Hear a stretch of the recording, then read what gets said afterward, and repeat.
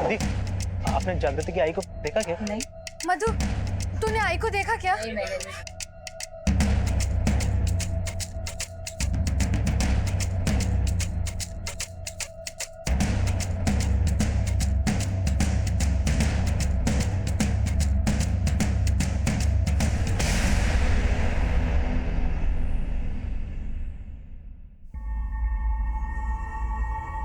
आई का यहाँ पर कुछ पता नहीं चल रहा है और तू यहाँ आराम से लेटा है।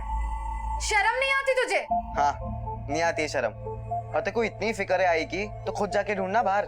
मैं ढूंढ ही रही हूँ, लेकिन तू भी तो मदद कर सकता है। नहीं करनी है मेरे को कोई मदद। चल जा ऐसे। इससे बात ही करना बेकार।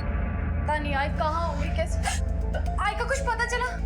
नहीं, मैंने शेल कॉलोनी, ठाकुर बप्पा सब जगह देख लिया, लेकिन तुम्हारी आई के बारे में कहीं कुछ पता नहीं चला है। जागृति, तुम एक काम करो, तुम पुलिस स्टेशन जाओ, मैं बाकी जगह भी देखता हूँ। अगर कुछ भी पता चला मैं तुम्हें फोन कर दूंगा।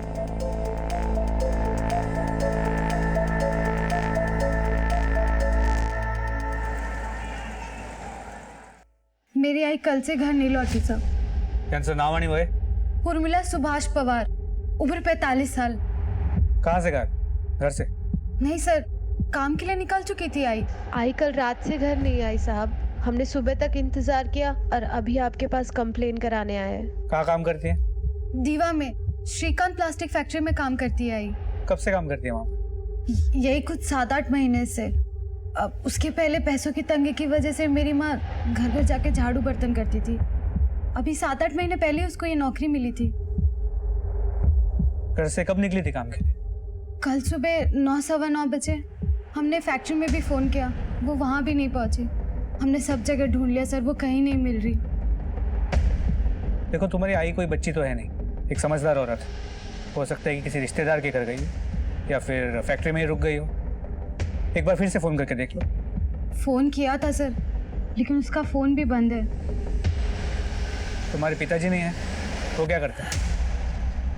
बाबा काम की तलाश में है, अभी शिरडी गए हैं। घर में छोटा भाई है गौतम, उसने पढ़ाई छोड़ दी है, छोटे मोटे काम करता है। मेरी पढ़ाई पूरी हो गई है, एंगेजमेंट भी हो गई है, शादी होने वाली है मेरी। घर में कोई प्रॉब्लम्स, किसी से कोई दुश्मनी? नहीं सर, कोई दुश्मनी नहीं है। मेरी आई बहुत मेहनती है सर, बहुत अच्छी है। पैसों के लिए वो कभी कभी ओवर टाइम भी करती है। प्लीज सर, मेरी आई को ढूंढ दो प्लीज सर।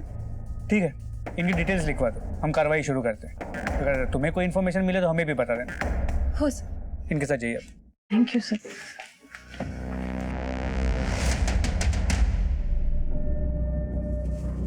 उर्मिला पवार यही काम करती है? हाँ साहब। आज आई है क्या? नहीं साहब। आखिरी बार कब आई?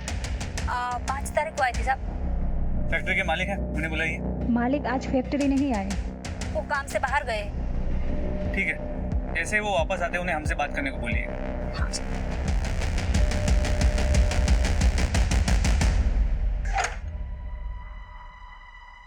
गौतम, गौतम उठ, गौतम,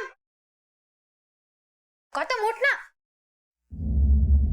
गौतम, गौतम।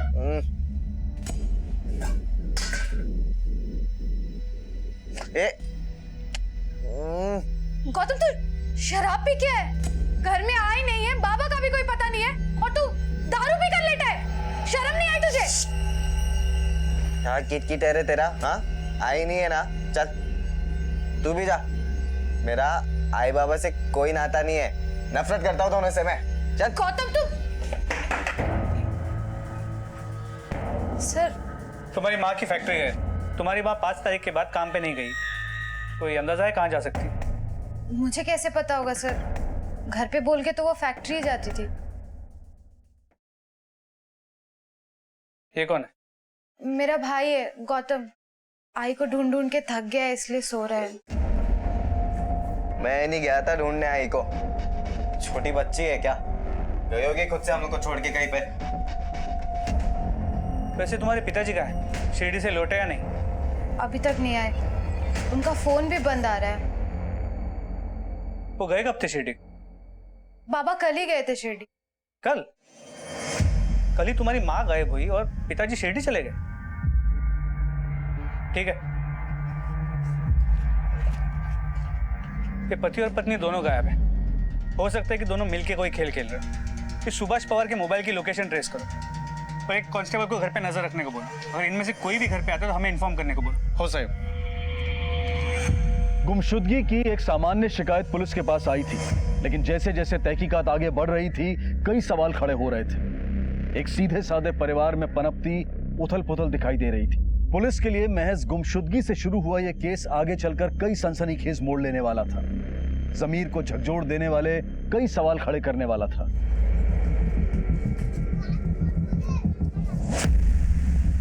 बाबा, बाबा, भाई का कुछ पता नहीं चल रहा। पुलिस तो अपना काम ठीक से कर ही नहीं रही। पुलिस? पुलिस के पास क्यों गई थी तू? तो और क्या करती? कौन ढूंढ के लाता मेरी आई को? अरे ढूंढने की क्या जरूरत है उसे? बच्चे है क्या? आ जाएगी अपने आप।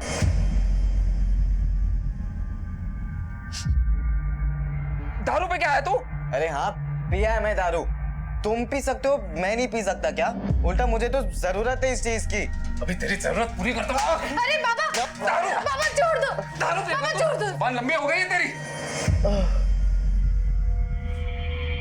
सुभाष पवार, चला। मुझे क्यों पकड़ रहे साहब? चलो, ले चलो इसे। बाबा को कहाँ लेके जा रहे हो? बाबा,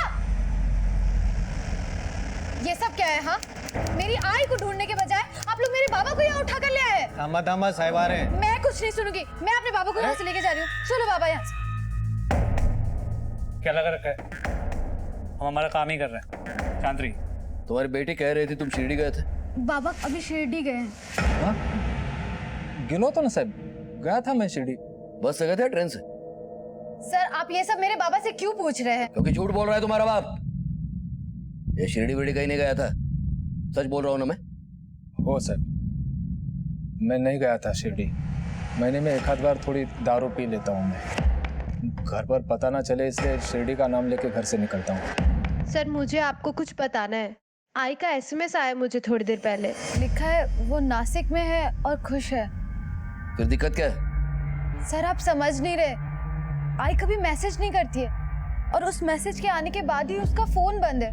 उसका अचानक से गायब हो जाना और कोई जवाब ना देना। सर मुझे लगता है कुछ तो गड़बड़ है। मेरी आई ठीक तो होगी ना सर?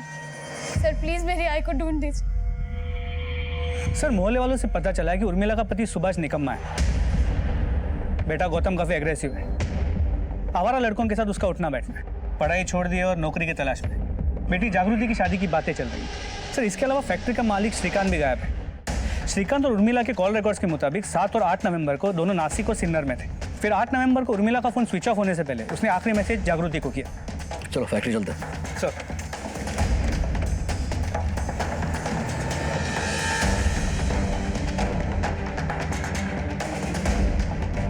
श्रीकांत।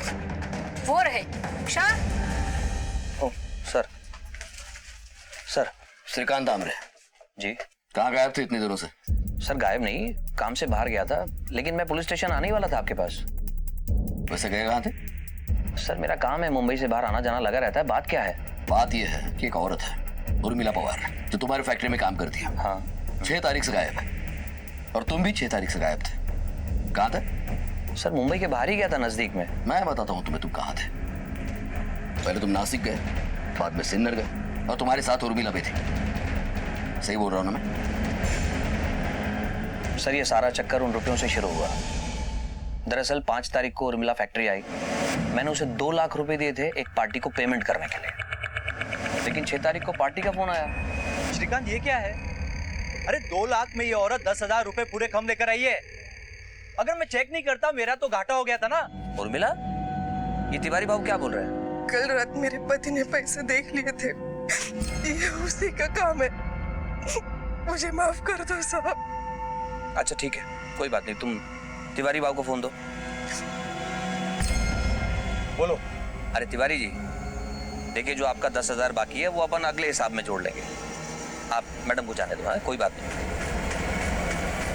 ठीक है जाइए। पूरी तरह से ऊब चुकी थी सर। शायद उसके घर में कोई उसे समझता ही नहीं था, इसलिए कुछ दिनों के लिए वो अपने रिश्तेदारों के पास जाना चाहती थी नासिक, ताकि उसके घर वालों को पता चले कि उसकी अहमियत क्या है। पर मुझे डर था कि कहीं वो अकेली है, कुछ गलत ना कर बैठे, तो मैं उसे लेके नासिक चला गया। जब मैं नासिक पहुंचा तो वहां पर कोई था नहीं उसका रिश्तेदार। तो फिर हमने सोचा कि हम सिन्नर के लिए रवाना होते हैं, लेकिन रात बहुत हो गई, बसेस बंद थी, तो फिर हम रात को एक होटल में रुक गए। लेकिन अर्ली मॉर्निंग हम लोग सिन्नर के लिए रवाना हो गए और वहाँ एक माता जी का मंदिर है, हम लोगों ने वहाँ दर्शन किए। उर्मिला ने कहा कि भाई आप यहाँ रुको, मैं अपने रिश्तेदारों को देख कर आती हूँ। मैंने जाने दिया, लेकिन काफी देर तक वो नहीं आई सर। मुझे याद है तकरीबन 3-4 घंटे मैंने उसका इंतजार किया, लेकिन वो नहीं आई। तब जाकर मैं वहां से अकेला लौट के आया। और उसे ढूंढा क्यों नहीं? सर कैसे ढूंढता, उसके घर वालों का कोई पता था नहीं मेरे पास, और ऊपर से मेरा मोबाइल फोन भी बंद हो गया, बैटरी डाउन थी। और मुझे याद आया कि फैक्ट्री के काम से हमारी एक डिलीवरी देनी थी, तो मैं यहाँ अकेला वापस आ गया। ठीक है, उर्मिला के गायब होने से कैसे फायदा हो सकता है? वो तो उर्मिला शायद पति से तंग आके गायब हो गई होगी, लेकिन ये तभी पता चलेगा जब उर्मिला हमें मिलेगी। नासिक और सिन्नर पुलिस को उसको फोटो भेज देना, और उसने आखिर में जो कुछ पहना था उसके सारी डिटेल्स। श्रीकांत ने जिन जिन जगहों के बारे में बताया है वहां पे लोकल पुलिस को फिजिकली चेक करने के लिए बोला, और उर्मिला के घर वालों से पूछना सिन्नर और नासिक में उनके कोई रिश्तेदार है भी या नहीं। श्रीकांत ने उर्मिला के एक अलग ही स्वभाव का चित्रण किया था। अपने घर, अपने परिवार के साथ रहते हुए भी अपने अंदर कितना तनाव छुपाए हुए थी। पुलिस ने तहकीकात के सिरे खोलने शुरू किए और सच्चाई जानने के लिए मामले की तह तक जाने का फैसला किया। हेलो जागृति, अच्छा तुम्हारा कोई रिश्तेदार नासिक या सिन्नर में रहता है? हाँ सर, हमारे दूर के रिश्तेदार रहते हैं नासिक में, और मेरी एक शारदा मासी है, मेरी आई की चचेरी बहन, वो भी सिन्नर में रहती है। ठीक है,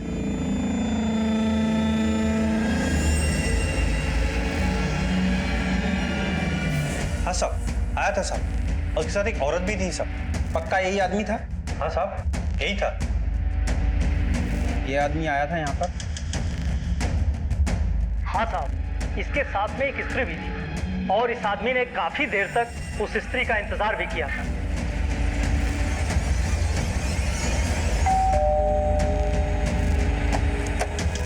जी साहब। उर्मिला आई थी क्या यहाँ? तुमने जो चोरी की थी उसी की वजह से तुम्हारे घर की ये हालत हुई है। माफ करा सर, वो पैसा देखकर मैं बहक गया था। और इसी लालच में सिन्नर में उर्मिला को उठाने की सुपारी दी तुमने? नहीं साहब, मैंने कुछ नहीं किया। वो तो मेरा घर चलाती थी साहब, मैं भला क्यों उसको नुकसान पहुंचाऊंगा?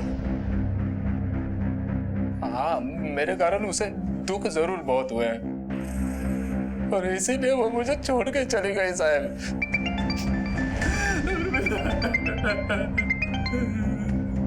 हेलो, ठीक है सर, गौतम दीवा की फैक्ट्री के पास देखा गया।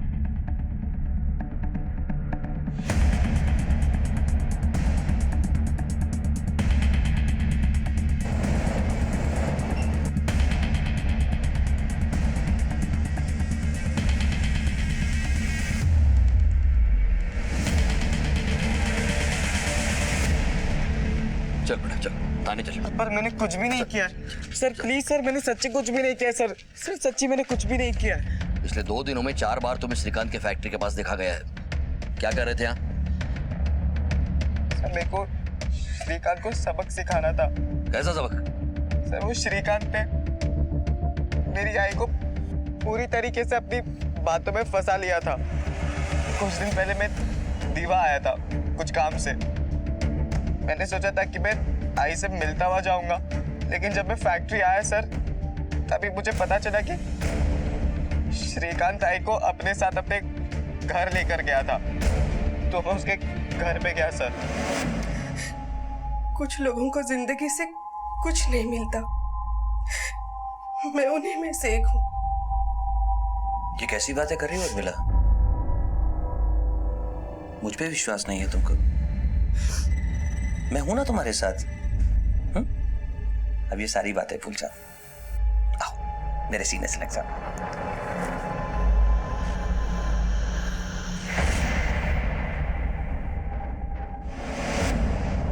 सर मैं उस श्रीकांत से अपना बदला लेकर रहूंगा, नहीं छोड़ूंगा मैं उसको। तो ये पहले क्यों नहीं बताया? सब मैं नहीं चाहता था कि मेरी आई की बदनामी हो, लेकिन ये बात मुझे पता है कि श्रीकांत ने मेरी आई के साथ कुछ ना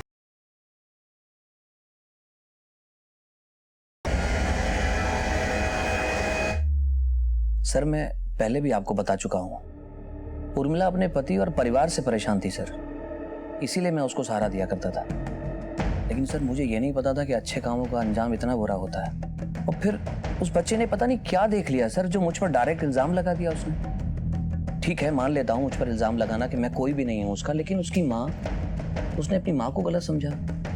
ये बात समझ में नहीं आई सर। सर मैंने जो भी बातें आपको बताई हैं वो एक एक बात सही है, आप चाहे तो इंक्वायरी कर लीजिए सर। ठीक है, मान लेते हैं कि तुम सच बोल रहे हो। अब एक बात हमारी भी ध्यान में रखना जी, ये शहर छोड़ के कहीं भी नहीं जाना। ओके सर, क्यों? Thank you. उर्मिला के बेटे गौतम ने पुलिस के सामने एक सनसनीखेज खुलासा किया, लेकिन उसे श्रीकांत ने झुठला दिया। हर एक केस को सुलझाते सुलझाते पुलिस का ऐसे कई मुजरिमों से पाला पड़ता है जो उन्हें सीख भी दे जाते हैं और हैरान भी कर जाते हैं। और यह केस भी उसी दिशा में जा रहा था। पुलिस अपने अनुभव को काम में लाते हुए पूरी गंभीरता से इस केस की तहकीकात कर रही थी, लेकिन आगे जो इस कहानी में होने वाला था उसके बारे में शायद किसी ने सोचा भी नहीं होगा।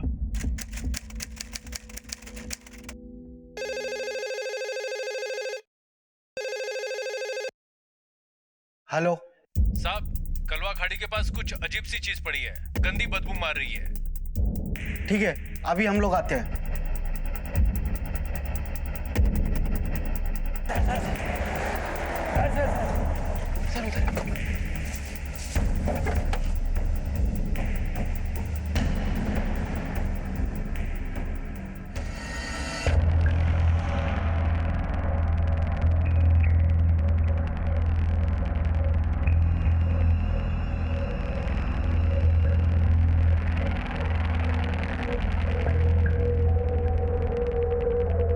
ड्रम को तोड़ो और अंदर से बॉडी निकालो।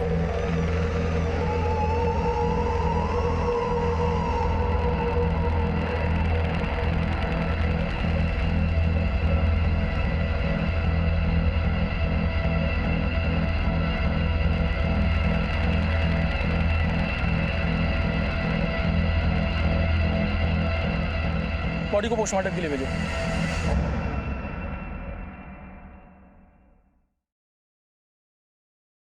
औरत की लाश है, उम्र लगभग 48 साल, सर पे चोट के निशान भी है, मुंह और गला दबाया गया, दम घुटने से मौत हुई है। सर बैरल में सीमेंट भरकर बॉडी इसके अंदर डाली गई है। पिछले 10-12 दिन की सभी पुलिस स्टेशन से आई गुमशुदा महिलाओं की कंप्लेंट फाइल लेकर के आओ और उससे इस डिटेल्स को मैच करो और अपनी डिटेल्स सभी पुलिस स्टेशन को भिजवाओ। Okay sir.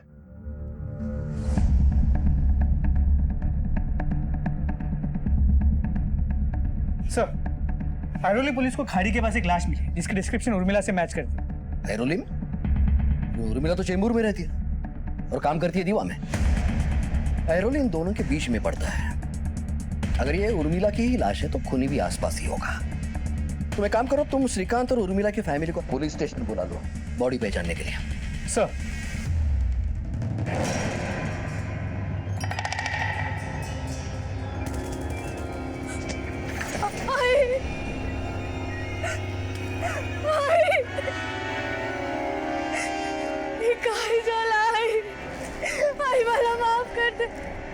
मैं तुझे कभी नहीं सताऊंगी आई, भला माफ कर दे आई, भला तुझे आई आई आई।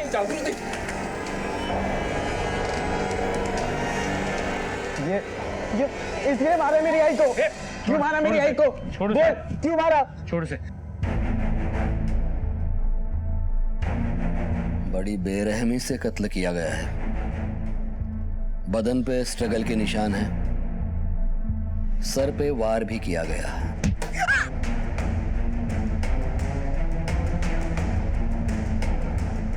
उसके बाद उसका गला और मुंह दबाया गया है। दम घुटने से मौत। उसके बाद उसके हाथ पैर बांधकर उसे ड्रम में, मतलब बैरल में डाला गया। उसके बाद सबूत मिटाने के लिए बैरल में सीमेंट डाला गया।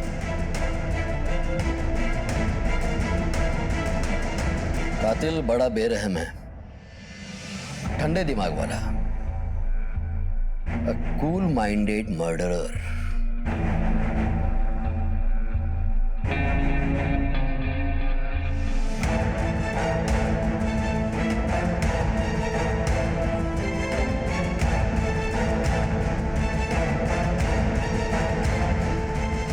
पुलिस के सामने कत्ल का मामला साफ होते ही इस केस को एरोली से चेंबूर पुलिस स्टेशन में ऑफिशियली शिफ्ट कर दिया गया।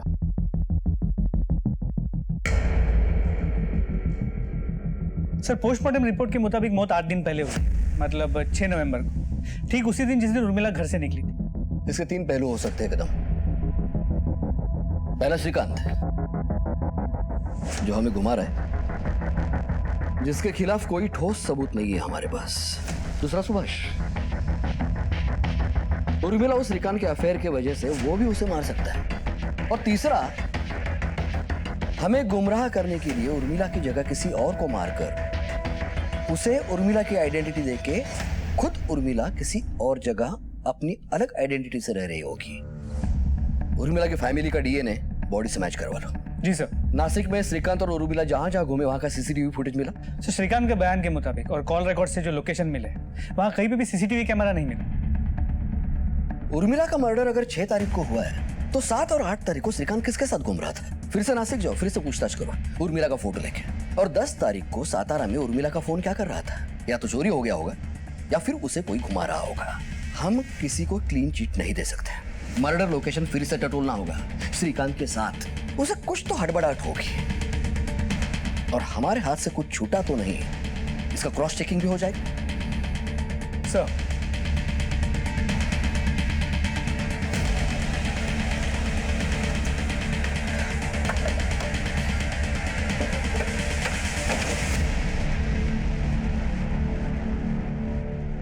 मान लिया भाई श्रीकांत, तुमको बहुत घुमाया हम लोगों को। उर्मिला को 6 तारीख को ही मार दिया था और हमें महाराष्ट्र दर्शन करवाए।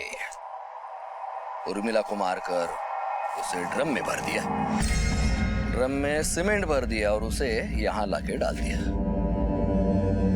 अब ये भी बता, ये सब कैसे किया तूने? क्या सर, आप ही मुझे घुमा रहे हो? ये सब आप लोगों की कहानी है सर। अच्छा, नीचे से।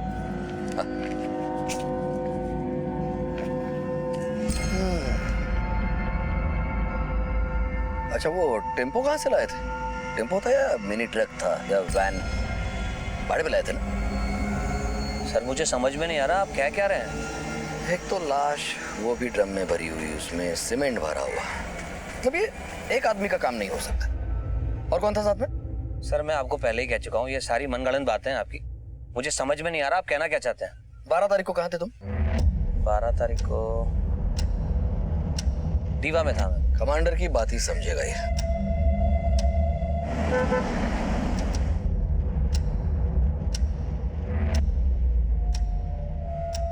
मुंबई पुलिस। 7 तारीख को ये आदमी आपके आया था? 8 तारीख को? हाँ साहब, आया था साहब। उसके साथ ये औरत भी थी? नहीं साहब, औरत को तो मैंने नहीं देखा सर, पर उसने कहा था मेरे साथ कोई औरत भी है। थैंक यू, बहुत अच्छा नींद आया, एकदम माइंड फ्रेश हो गया। अभी मेरे को मंदिर जाने का है। मेरी वाइफ तो पहले ही मंदिर पहुंच गई सुबह। तो उसके साथ जो औरत आई थी उसे तुमने देखा था? नहीं साहब। इस आदमी को देखा है? हाँ साहब, ये तो आया था यहाँ पर। तुम्हारी पत्नी नहीं आई अभी तक बेटा?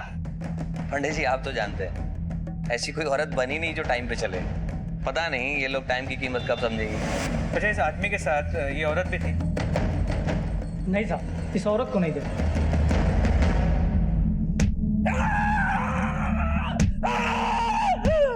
बस बस बस बस बस कमांडर, बस थोड़ा आराम करा।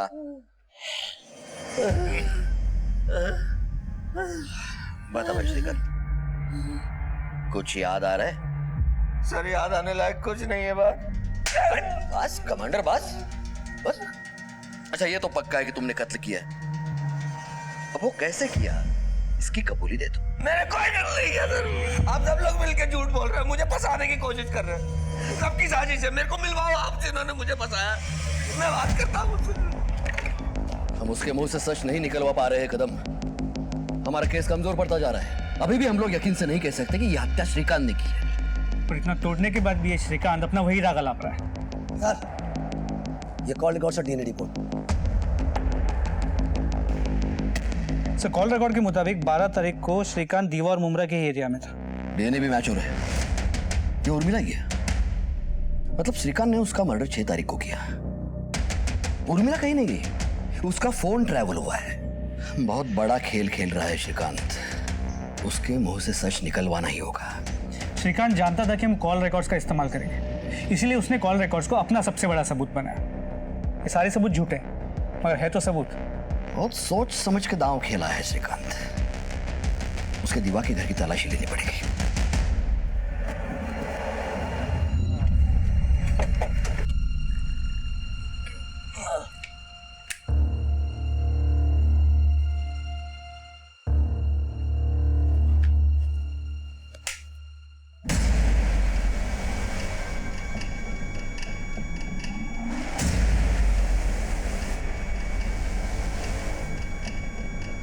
अंदर लाओ उसे।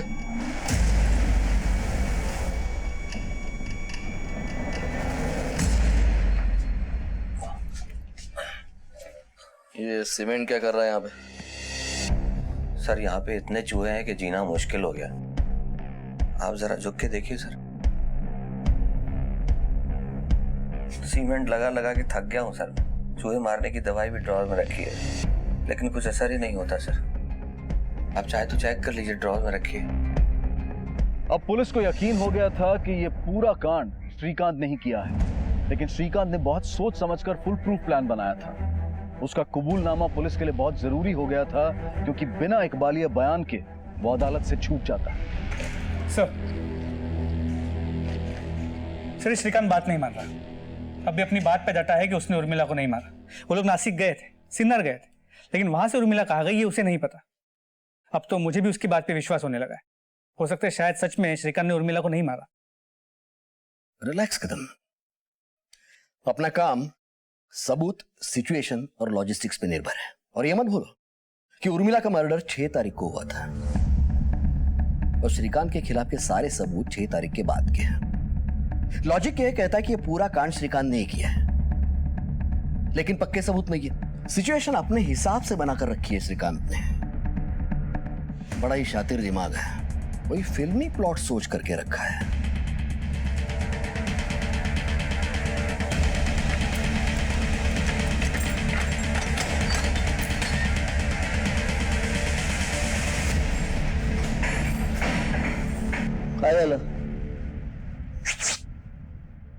क्या किया? कुछ नहीं किया। पुलिस मुझे मर्डर के झूठे केस में फंसा रही है। मैंने कुछ भी नहीं किया। अरे यहाँ ऐसे ही होता है।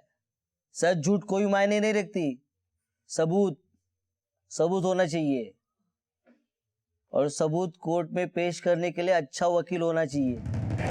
हाँ, वरना पुलिस है ना, ये सबूत को तोड़ मरोड़ के कोर्ट में पेश करती है।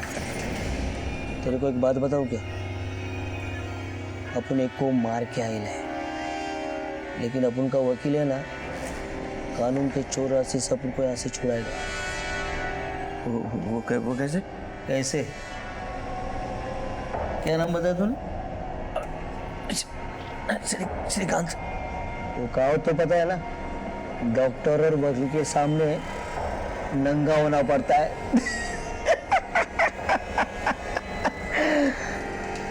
मच्छी मार्केट क्या चल रहा है? चल चल बेबे, चल कमांडर को बुला ला।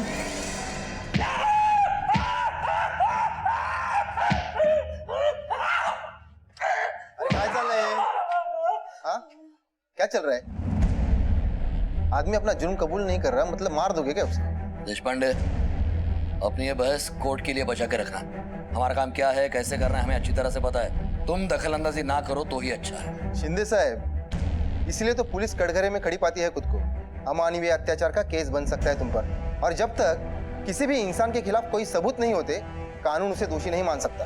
और आप ऐसे किसी को भी रिमांड में लेके सिर्फ पूछताछ कर सकते हो, मार नहीं सकते। हे बघा, ही तुमची केस नाही आहे, तुम्ही तुमच्या केस बद्दल बोला। न्यायालय लॉकअप बदल।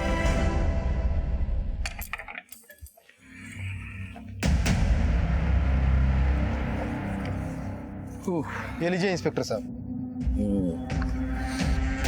पाटील हो साहेब। काढा बाहेर त्याला.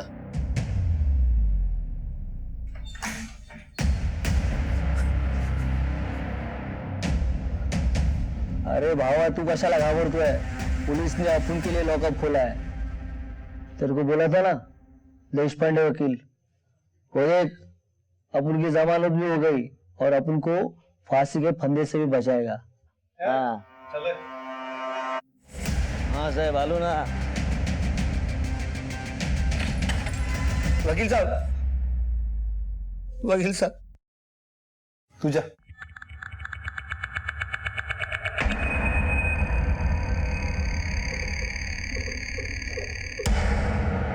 ठीक है, सारी सच्चाई मुझे बता दो ताकि जिस तरह उस मुजरिम को बाहर निकाला है उसी तरह तुम्हें बाहर निकाल सकूं और कोर्ट से भी बाइज्जत बरी करवा सकूं. पर थोड़ा पैसा ज्यादा लगेगा.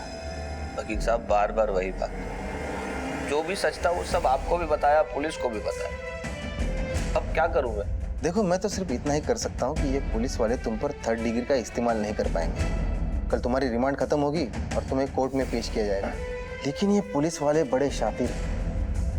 इन्हीं सबूतों पर तुम्हारी रिमांड फिर से बढ़ा लेगी और उस वक्त मैं कुछ नहीं कर पाऊंगा क्योंकि सच्चाई मुझे अभी पता नहीं है.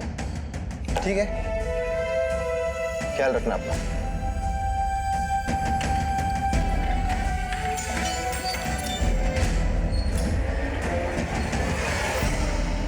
नसीब वाला है साल, उस वकील की नजर पड़ गई, वरना मार मार के अब तक पूरा सच उगलवा दिया होता. मिलेगा, पूरा मौका मिलेगा तुम्हें कदम. फिलहाल अपना केस थोड़ा कमजोर है. कल रिमांड खत्म होते ही मैं एक्सटेंशन ले लूंगा, फिर कोई वकील इसे बचा नहीं पाएगा. सर सर सर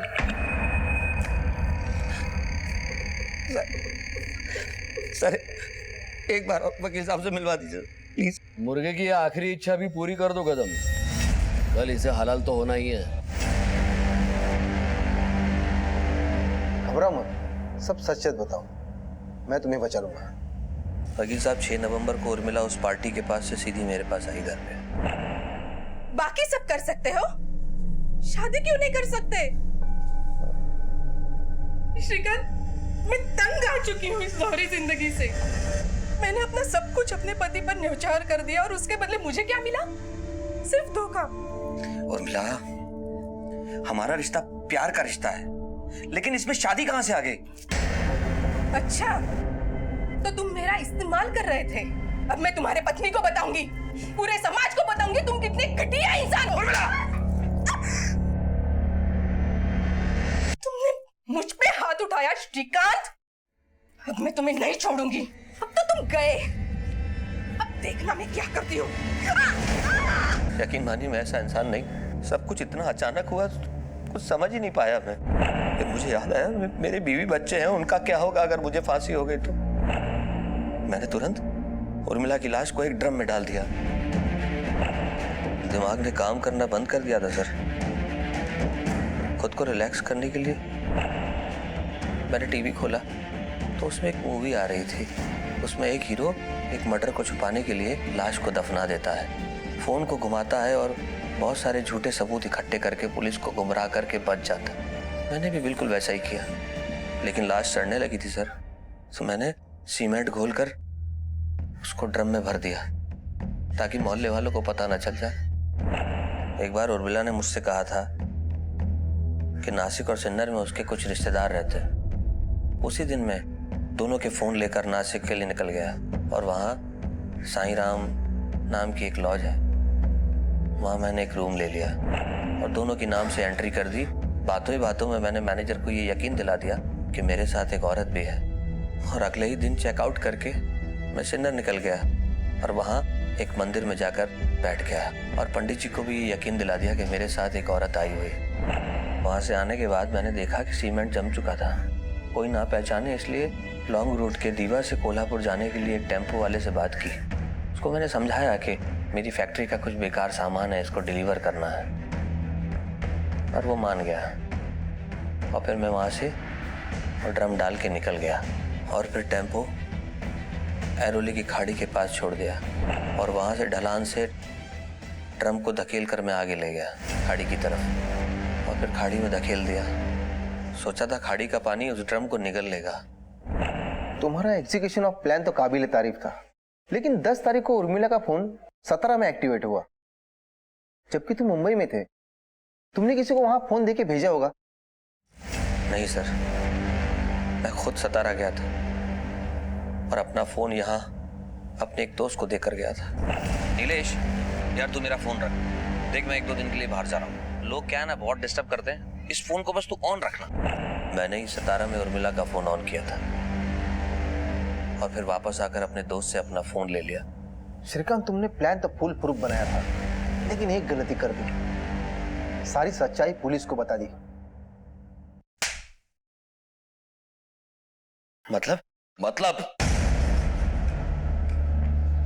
मतलब हम तुम्हें समझाते हैं। Sir. Well done Deshpande. Thank you sir. Good job Nikam. Thank you sir. अगर तुम फिल्मी प्लॉट सोच सकते हो तो पुलिस भी सोच सकती। अगला प्लॉट जेल में सोचना है। चोर पर मोर कहावत को सच करते हुए आखिर पुलिस ने इस केस को हल कर ही लिया। अगर हम अपने जीवन को सुखी बनाना चाहते हैं तो हमें अपने स्वभाव में बदलाव लाने की जरूरत है। जरूरत है अपनों को समझने की, उनका ख्याल रखने की, उनका दुख दर्द बांटने की। इसी विचार के साथ अब मैं अनूप सोनी आपसे विदा लेता हूं। फिर मुलाकात होगी अगले एपिसोड में एक और चौंका देने वाले केस के साथ। सबक एक को सीख हम सबको। जय हिंद।